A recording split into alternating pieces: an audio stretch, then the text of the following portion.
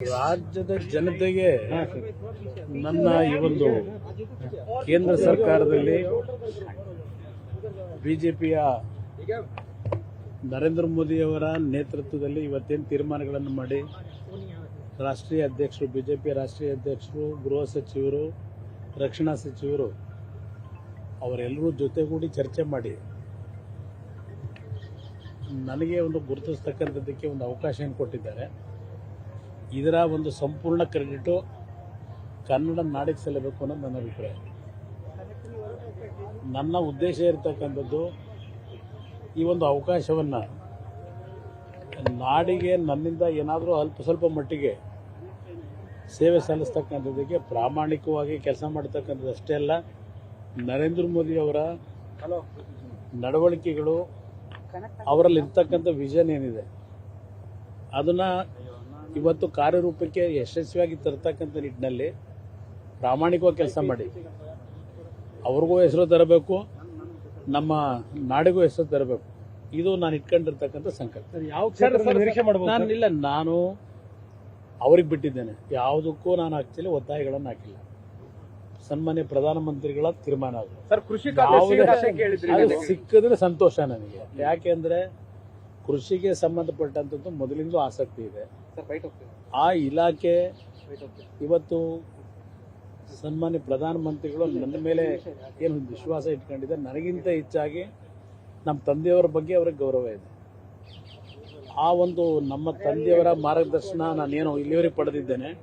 ಈಗ ನರೇಂದ್ರ ಮೋದಿಯವರ ಮಾರ್ಗದರ್ಶನದಲ್ಲಿ ನನಗೆ ಒಂದು ಉತ್ತಮ ಅಂತ ನನಗೆ ಬೇಕಾಗಿರೋದು ಹಣ ಸಂಪಾದನೆ ಮಾಡೋದಲ್ಲ, ಜನರ ಮಧ್ಯದಲ್ಲಿ ನಾನಿರಬೇಕು, ಜನಕ್ಕೂ ನನಗೂ ಕನೆಕ್ಟಿವಿಟಿ ಬೇಕು, ಜನರ ಸಮಸ್ಯೆಗಳಿಗೆ ಪರಿಹಾರ ದೊರಕಬೇಕು.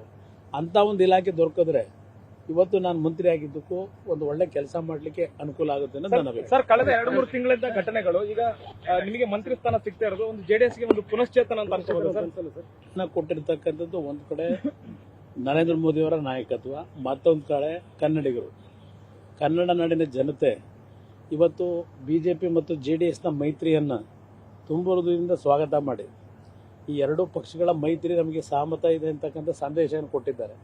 ಇದರ ಸಂಪೂರ್ಣ ಕೀರ್ತಿ ನನಗೂ ಇವತ್ತು ಒಂದು ಶಕ್ತಿ ತುಂಬಿರತಕ್ಕಂಥ ಕೀರ್ತಿ ನನ್ನ ನಾಡಿನ ಜನತೆಗೆ, ವಿಶೇಷವಾಗಿ ನಮ್ಮ ಮಂಡ್ಯ ಕ್ಷೇತ್ರದ ಮತದಾರರಿರ್ಬೋದು, ಬೆಂಗಳೂರು ಗ್ರಾಮಾಂತರ ಮತದಾರರಿರ್ಬೋದು, ಅವ್ರಿಗೆ ಹೆಚ್ಚಿನ ಒಂದು ವಿಶೇಷವಾದ ಕೃತಜ್ಞತೆಗಳು. ನನ್ನ ನಾಡಿಗೆ ಒಂದು ಕೃತಜ್ಞತೆ ಸರ್. ನಿಮ್ಮ ಕುಟುಂಬ ಸಮೇತ ಎಲ್ಲ ಬಂದಿದ್ದಾರೆ, ಕುಟುಂಬದವರು ಬಂದಿದ್ದಾರೆ, ನಿಮ್ಮ ಬೆಂಬಲಿಗರು ಅಭಿಮಾನಿಗಳು ಬರ್ತಾ ಇದ್ದಾರೆ. ರಾಜ್ಯದಲ್ಲಿ ಬಹಳ ಆಸೆಯಿಂದ ಅಭಿಮಾನಿಗಳು ಹಿತೈಷಿಗಳು ಬರ್ತಕ್ಕಂಥದ್ದು ಸರ್ವೇ ಸಾಮಾನ್ಯ ಬಂದಿದ್ದಾರೆ ನಮ್ದು ವಿಶ್ವಾಸ ಮಾಡೋದಕ್ಕೆ. ಅವ್ರಿಗೆ ಆರೋಗ್ಯದ ಸಮಸ್ಯೆ. 30 ವರ್ಷಗಳ ಬಳಿಕ ದೆಹಲಿಯಲ್ಲಿ ಮತ್ತೊಂದು ಪ್ರಮಾಣ ವಚನ ನಿಮ್ಮ ಕುಟುಂಬದಿಂದ ಸ್ವೀಕಾರ ಮಾಡ್ತಿರೋದು ಅಧಿಕಾರದಲ್ಲಿತ್ತು ಸರ್, ಇದಕ್ಕೇನು ಹೇಳ್ತೀರಿ ಸರ್? ಇಲ್ಲಿ ನನಗೆ ಪ್ರಮಾಣ ವಚನ ಸ್ವೀಕಾರ ಮಾಡ್ತಕ್ಕಂಥದ್ದು ಒಂದು ಒಳ್ಳೆಯ ಗಳಿಗೆ.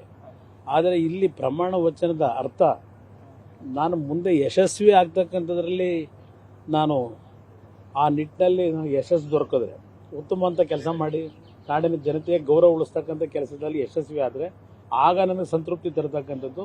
ಆಗ ನಿಮ್ಮ ಜೊತೆ ನನ್ನ ಖುಷಿನ ಹಂಚ್ಕೊತೀನಿ. ನ್ಯೂಸ್ ಫಸ್ಟ್ ನಿರ್ಭೀತಿಯಿಂದ ನಿಮ್ಮ ಪರವಾಗಿ.